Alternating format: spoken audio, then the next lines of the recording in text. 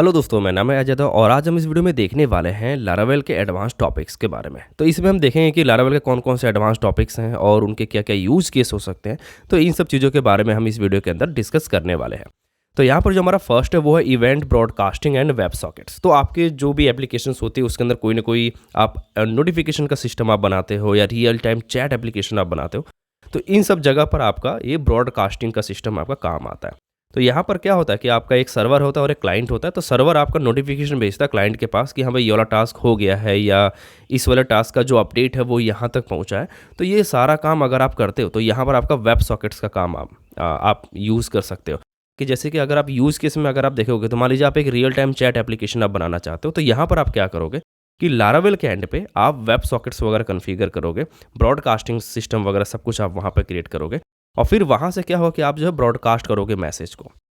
फिर ये जाएगा आपका फ्रंट एंड पर। तो फ्रंट एंड पे मान लीजिए आप Vue.js एप्लीकेशन आप यूज़ कर रहे हो या रिएक्ट आप यूज़ कर रहे हो, तो उनका आप यूज़ करके आप उस मैसेज को सुन करके यूज़र को आप डिस्प्ले करोगे। तो यहाँ पर आपका काम में आता है इवेंट एंड ब्रॉडकास्टिंग का। तो आप ये काम आप चैट एप्लीकेशन में भी कर सकते हो और रियल टाइम नोटिफिकेशन अगर आप भेजना चाहते हो तो इन सब चीज़ों के लिए यहाँ पर ये यूज़ आता है। सेकंड आता है हमारा एपीआई डेवलपमेंट का। एपीआईज़ के अंदर क्या होता है कि अगर आप थर्ड पार्टी एपीआईज़ के साथ में अगर आप डील कर रहे हो और फिर उनके थ्रू भी आप एपीआईज़ बना रहे हो, आप जेडब्ल्यूटी टोकन आप जो है मैनेज कर रहे हो, तो इन सभी चीज़ों के लिए भी आपकी एपीआई यहाँ पर यूज़ में आती है। तो यहाँ पर अगर आप देखोगे तो यहाँ पर रेस्टफुल एपीआईज़ वगैरह है आपका, ये आपको देता है। रिसोर्स कंट्रोलर आपको लारावेल प्रोवाइड करता है। वर्जनिंग वगैरह का सिस्टम आपको देता है ना? जो कि आपके मोबाइल के थ्रू भी आप यूज़ कर सकते हो इस एपीआई को, वेब एप्लीकेशंस के थ्रू भी आप यूज़ कर सकते हो या फिर थर्ड पार्टी सर्विसेज कोई चीज़ है तो इन सब चीज़ों के साथ में भी आप जो है इनका यूज़ करते हो। तो यहाँ पर लारावेल का जो एपीआई का डेवलपमेंट का पार्ट आता है वो यहाँ पर आप देख सकते हो ईजिली। नेक्स्ट पार्ट आता है हमारा क्यू एंड वर्कर्स का। तो यहाँ पर क्यू एंड वर्कर्स क्या है कि दो चीज़ें होती हैं। तो क्यू का मतलब ये हो गया कि कोई अगर आपका टास्क जो बहुत ज़्यादा टाइम कंज्यूम कर रहा है जिसकी वजह से यूज़र को वेट करना पड़ता है। तो लेट्स से कोई यूज़र आपकी वेबसाइट्स पर आता है और वो कोई एक टास्क वहाँ पर कुछ परफॉर्म करता है और वहाँ पर उसको टाइम लगता है बहुत ज़्यादा, यानी कि सर्वर से रिस्पॉन्स आने में। तो वहाँ पर आप ऐसे टास्क को क्या कर सकते हो कि आप उसको क्यू कर सकते हो अगर वो पॉसिबल है तो, और फिर उसको आप जो है वर्कर के बिहाफ पे आप जो है डिफाइन कर दोगे। तो क्यू क्या करेगा कि क्यू जो है उस टास्क को उठाएगा जो बहुत ज़्यादा टाइम ले रहा है ना, उसको वो प्रायोरिटी सेट कर देगा कि ये क्या किस प्रायोरिटी पे इसको हमें कंप्लीट करना है। फिर आता है आपका वर्कर का काम, और वो वर्कर क्या काम करेगा कि उस क्यू से जो भी डेटा रहेगा उसको उठाएगा और फिर यहाँ से ये उसको परफॉर्म करना शुरू कर देगा। तो यहाँ पर क्यू एंड वर्कर का काम आपको देखना रहेगा कि क्यू आप जो है कैसे बैकग्राउंड में सेट कर सकते हो। इसके कई तरीके होते हैं, जैसे बहुत सारे ड्राइवर्स हैं इसके, जैसे कि आपका फाइल ड्राइवर हो जाता है, क्यू ड्राइवर है जैसे कि आपका रेडिश हो गया है ना, बीनस्टॉक हो गया, अमेजोन एसक्यूएस हो गया। तो इन सब चीज़ों का आप यूज़ कर सकते हो एक बार अपने डेवलपमेंट के टाइम पे और आप देख सकते हो कि कैसे ये वर्क को हम जो है परफॉर्म कर सकते हैं यहाँ पर। तो इमेजिन कीजिए, मान लीजिए कोई एक ऐसा टास्क है जो बहुत ज़्यादा टाइम ले रहा है, जैसे कि आपको कोई एक रिपोर्ट जनरेट करनी है। तो रिपोर्ट आप जानते हैं कि मंथ के एंड में या फिर आप कभी भी आप जो है जनरेट कीजिए, मान लीजिए आप इनवॉइसिंग आप जो है जनरेट कर रहे हो, तो ये टास्क बहुत ज़्यादा टाइम लेने वाला है। तो ऐसे टास्क को आप जो क्या करोगे कि आप जो है क्यू में आप जो डाल दोगे है ना, और फिर वहाँ से वो जो क्या करेगा कि बैकग्राउंड में जो आपका वर्कर रहेगा वो काम करता रहेगा और फिर वो टास्क को वहाँ पर वो जो है परफॉर्म यहाँ पर कर देगा। तो कोई भी एक रिपोर्ट आप जनरेट कर रहे हो या कोई एक बहुत बड़ी क्वेरी है जो बहुत टाइम ले रही है, तो ऐसे टास्क को आप जो है क्यू एंड वर्कर में आप जो डाल सकते हैं। Package development. तो जो हमारे पैकेज डेवलपमेंट होते हैं, यानी कि लारावेल के अंदर अगर आप देखोगे तो आप मल्टीपल आप पैकेज आप यूज़ करते हो, आप डाउनलोड करते हो। स्पैटी वगैरह के आपने देखे होंगे, मल्टीपल पैकेजेस वगैरह आप यूज़ करते हो डेली बेसिस। तो यहाँ पर आप खुद का एक पैकेज आप जो है आप बना सकते हो है ना, जहाँ पर आप जो रीयूजेबल कोड जो भी आपका हो वो आप क्या कर सकते हो कि उसके थ्रू आप एक पैकेज बना सकते हो और फिर उसको आप जो है पब्लिश कर सकते हो। अगर आपने कोई भी एक पैकेज पे आपने वर्क किया हुआ है तो ये आपकी पोर्टफोलियो को काफ़ी स्ट्रॉन्ग बना देता है ना। ये आपकी पोर्टफोलियो को, यानी कि जो इंटरव्यूअर होते हैं या जो दूसरी कंपनीज होती हैं वो देखती हैं कि तुम कितने एक्टिव हो इन सब कम्युनिटी के अंदर, पैकेज डेवलपमेंट के अंदर, या फिर आप गिटअप पे आप कितने एक्टिव हो। तो ये सारी चीज़ें क्या होता है कि आपके एक पोर्टफोलियो को एक जो है ये बूस्ट देती हैं है ना। तो यहाँ पर आप जो है एक जो है पैकेज आप यहाँ पर क्रिएट कर सकते हैं अपने लिए, जिससे कि आप जो आपकी समझ है लारावेल के अगेंस्ट में वो आपकी काफ़ी स्ट्रांग हो सके। यहाँ पर आप यूज़ केस अगर आप देखोगे तो मान लीजिए आप एक कस्टम ऑथेंटिकेशन सिस्टम बनाते हो है ना, खुद का। आप जो है ब्रिज पैकेज आप यूज़ नहीं करते, ना ही आप जेट स्ट्रीम यूज़ करते हो। आप एक जो पैकेज क्रिएट कर सकते हो उस कोड के अगेंस्ट में, जो भी आपने कोड लिखा है उस कस्टम ऑथेंटिकेशन के लिए, फिर आप उसको पब्लिश कर सकते हो अपने पैकेजिस्ट पे, ठीक है। नेक्स्ट आता है आपका एलिक्वेंट रिलेशनशिप। तो एलिक्वेंट रिलेशनशिप क्या होता है कि जो भी आपका ORM होता है, यानी कि जो भी आपके ऑब्जेक्ट्स होते हैं उनके बीच में रिलेशनशिप होता है। तो ऑब्जेक्ट्स क्या होते हैं, तो मान लीजिए आपके पास मल्टीपल टेबल्स हैं, जैसे कि यूज़र टेबल है, पोस्ट है, कमेंट है, एक दूसरे से कनेक्टेड होते हैं। जैसे कि आपके पास मान लीजिए प्रोडक्ट और ब्रांड है, तो आपके पास प्रोडक्ट और ब्रांड एक दूसरे से कनेक्टेड होते हैं, उनके बीच में कुछ न कुछ रिलेशनशिप होता है। तो किस टाइप का रिलेशनशिप, जैसे कि हैज़ वन का रिलेशनशिप आपका हो गया है ना, हैज़ मैनी आपका रिलेशनशिप हो गया, बिलोंग्स टू मैनी। तो इतने टाइप के आप देखेंगे कि लारावेल के अंदर आपको रिलेशनशिप वगैरह देखने को मिलेंगे। तो क्या होता है कि जो हमारे ऑब्जेक्ट होते हैं उनके बीच में रिलेशनशिप होता है। तो ORM हमारा हेल्प करता है क्वेरी करने में, कि हम ईजिली डेटा हम जो उठा सके, हमें लॉन्ग क्वेरी न लिखनी, जो हमारी रॉ SQL क्वेरी होती है वो हमें रॉ क्वेरी न लिखनी पड़े। इसकी वजह से हमें ORM वगैरह हम यहाँ पर डिफाइन करते हैं, और ये काफ़ी नीट एंड क्लीन भी होता है। तो यहाँ पर आप एक एग्जाम्पल के तौर पे आप देखोगे, तो यहाँ पर मान लीजिए आपके पास प्रोडक्ट्स हैं और यहाँ पर आपके पास ब्रांड है। तो प्रोडक्ट क्या हो रहा है कि वो बिलोंग कर रहे हैं, है ना, किसी न किसी ब्रांड से। तो आप देखोगे कि हर एक प्रोडक्ट के पास एक अपना एक ब्रांड होता है, और जो एक ब्रांड होता है उसके पास मल्टीपल प्रोडक्ट्स होते हैं। तो इसीलिए यहाँ पर हैज़ मैनी का रिलेशनशिप है, और ये जो प्रोडक्ट है वो किसी न किसी एक ब्रांड से बिलोंग करेगा। ये मल्टीपल ब्रांड से बिलोंग नहीं करेगा, ये किसी न किसी एक ब्रांड से बिलोंग करेगा, और इसके पास क्या होगा कि मल्टीपल अपने पास प्रोडक्ट्स होंगे। तो इसकी वजह से यहाँ पर बिलोंग्स टू का रिलेशनशिप और यहाँ पे हैज़ मैनी का। अब इसको अगर क्वेरी करना है तो आप एक क्वेरी में लारावेल के थ्रू आप इसको एक्सेस कर सकते हो, यहाँ पर ORM के थ्रू। तो यहाँ पर आप देखोगे मैंने यहाँ पर लिखा प्रोडक्ट, जो कि मॉडल का नाम है, जो आप यहाँ पर देख सकते हो, विद ब्रांड करके। तो यहाँ पर मैंने विद लिखा, जो कि बिलोंग्स टू के साथ में जो रिलेशनशिप हमने मॉडल के अंदर डिफाइन किया होगा उसके थ्रू ये इसको गेट कर लेगा। तो हमने एक यानी यहाँ पे 2 क्वेरी यहाँ पर टोटल यहाँ पे आपकी एग्जीक्यूट होगी, आप उनके थ्रू आप इसको एक्सेस कर सकते हो। नेक्स्ट आता है आपका सर्विस प्रोवाइडर।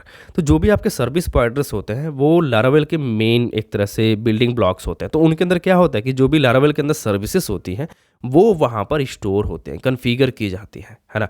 जहाँ पर आप देख सकते हैं आपके रजिस्टर एंड जो आपका बूट मेथड होता है, इन 2 मेथड्स का आप वहाँ पर हम लोग यूज़ करते हैं। यहाँ पर कन्फिगरेशन डिपेंडेंसीज वगैरह की जाती हैं ताकि आपकी एप्लीकेशन जो है वो जो बेटर परफॉर्म कर सके। तो मान लीजिए कि आप एक कस्टम सर्विस लिख रहे हैं, ठीक है, अपनी एप्लीकेशन के लिए, जो कि थर्ड पार्टी एप्लीकेशन के लिए की गई है। तो मान लीजिए आप जो है एक जो थर्ड पार्टी एप्लीकेशन की API है आपके पास, वहाँ पर आप क्या कर रहे हैं कि उसके थ्रू आप जो है आपने उसको इंजेक्ट कर दिया अपनी एप्लीकेशन के अंदर एक कस्टम सर्विस प्रोवाइडर के थ्रू, है ना, और फिर आप उसको अपने कोड के अंदर आप जो है एक्सेस करते हो। तो यहाँ पर आप इसको यूज़ कर सकते हो थर्ड पार्टी एप्लीकेशन वगैरह के लिए, या फिर कोई आपने एक नई सर्विस बनाई है ना, तो वहाँ पर आप इसको यूज़ कर पाओगे। मल्टी टेनेंसी ये थोड़ा अलग है, क्योंकि ये एक आर्किटेक्चर को फॉलो करता है। मल्टी टेनेंसी आर्किटेक्चर ये हर जगह यूज़ में नहीं आता है। ये जब आप कोई एक SaaS एप्लीकेशन वगैरह बनाते हो, यानी सॉफ्टवेयर एज ए सर्विस, तब इसको यूज़ किया जाता है।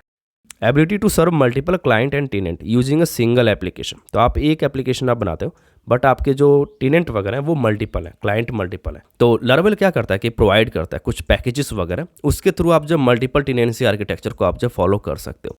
तो मान लीजिए आपके पास एक रिक्वायरमेंट आती है कि मुझे एक ऐसी एप्लीकेशन बनानी है, या फिर आपने देखा होगा बहुत जगह पे कि कुछ ऐसी एप्लीकेशंस होती है जिनके अंदर आपका एक URL होता है, यहाँ पर यूज़र का नाम होता है। तो मान लीजिए आपके केस में XYZ है, तो यहाँ पर XYZ आपका रहेगा, है ना, डॉट, और मान लीजिए यहाँ पर आपका डोमेन है जो कि google.com है, तो यहाँ पर आपका रहेगा google.com, है ना, इस तरीके से। तो यहाँ पर क्या हो गया कि आपका जो नाम है ये एक तरह से ये एक टेनेंट हो गया, ये एक क्लाइंट हो गया इस गूगल का, जिसको एक डोमेन पर्टिकुलर प्रोवाइड किया गया है ना। तो ये इस तरीके की एप्लीकेशन आपने देखा होगा कि SaaS एप्लीकेशंस होती है, मान लीजिए जीरा वगैरह है, या फिर फ्रेशवर्क वगैरह पे अगर आपने देखा होगा, तो यहाँ पर ये लोग क्या करते हैं कि हर एक यूज़र के लिए एक सेपरेट डेटाबेस दे देते हैं, और सेपरेट उनका एक फाइल सिस्टम हो जाता है। Each tenant has their own file system, और फिर वो क्या करता है कि उस डेटाबेस के अंदर उसी टेनेंट का, यानी कि उसी क्लाइंट का डेटा रहेगा, है ना। तो यहाँ पर मल्टी टेनेंट वगैरह यूज़ किया जाता है।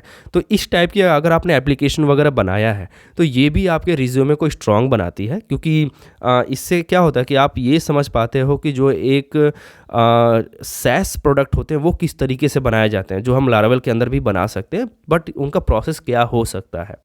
ये थोड़ा टाइम कंज्यूमिंग टास्क है, तो इसके पीछे आपको थोड़ा सा रिसर्च करना पड़ेगा, थोड़ा देखना पड़ेगा डीप जाने के लिए ये कैसे कैसे वर्क कर रहा है, और फिर आप इसको इवेंचुअली आप जो समझ पाओगे। नेक्स्ट है हमारा होराइजन। तो लारावेल का ही होराइजन है। यहाँ पर क्या होता है कि ये एक मॉनिटरिंग सिस्टम होता है, जो कि आपका क्यू वगैरह को मॉनिटर किया जाता है, जो कि एक डैशबोर्ड आप जो समझ सकते हो। कि आपकी एप्लीकेशन के अंदर कितनी चीज़ें चल रही हैं, कितने क्यू चल रहे हैं, कौन सा क्यू सबसे ज़्यादा टाइम ले रहा है ना? ये सारी चीज़ें आप यहाँ पर आप जो है मॉनिटर कर पाओगे। तो इन सब चीज़ों के लिए हमारा यहाँ पर होराइज़न यूज़ किया जाता है। तो मान लीजिए आप जो है कोई एक ऐसा टास्क कर रहे हो जो कि बहुत ज़्यादा टाइम ले रहा है ना? रनिंग जो उसका टाइम है वो जब बहुत ज़्यादा होता है, तो यहाँ पर आपका होराइज़न मॉनिटरिंग में आ जाता है कि आप जो है अपने क्यू को मॉनिटर कर पाओगे कि आपकी एप्लीकेशन कहाँ पे फँस रही है, आपका जो क्यू है वो परफ़ॉर्म कर रहा है सही से या नहीं कर रहा है ना? तो ये सारी चीज़ें आपको यहाँ पर होराइज़न आपको हेल्प करता है। फिर आता है आपका टास्क शेड्यूलिंग का। तो टास्क शेड्यूलिंग यानी कि टास्क को शेड्यूल कर देना, यानी कि ऑटोमेट कर देना। तो मान लीजिए आपके पास कुछ ऐसे टास्क है जिन्हें ऑटोमेट किया जा सकता है ना? किसी एक स्पेसिफिक इंटरवल टाइम पर। तो मान लीजिए कोई एक ऐसा टास्क है जिसको आप एवरी मिनट आप करना चाहते हैं या एवरी आवर करना चाहते हैं या डेली करना चाहते हैं, तो ऐसे टास्क को आप जो है ऑटोमेट कर सकते हो। ऐसे टास्कों के लिए आपका ये शेड्यूलिंग वगैरह वर्क किया जाता है, उसको शेड्यूल कर लिया जाता है।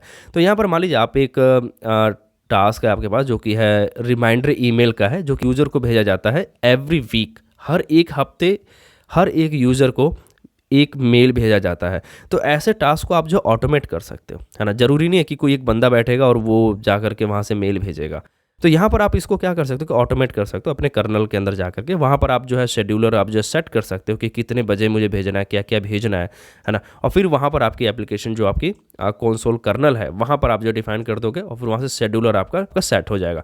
तो यहाँ पर देखिए, यहाँ पर भेजा गया कि शेड्यूलर जो है वो जो कमांड रन कर रहा है एक तरह से कि सेंड रिमाइंडर, है ना, वीकली। यहाँ पर कमांड पास किया गया है, तो इस जो कमांड के थ्रू वो लोग एक्सेस कर रहे हैं। बट आप यहाँ पर क्या कर सकते हो कि अपने कंट्रोलर का भी पाथ दे सकते हो, अपने फाइल का पाथ, कि कौन सी फाइल रन होनी चाहिए इतने बजे।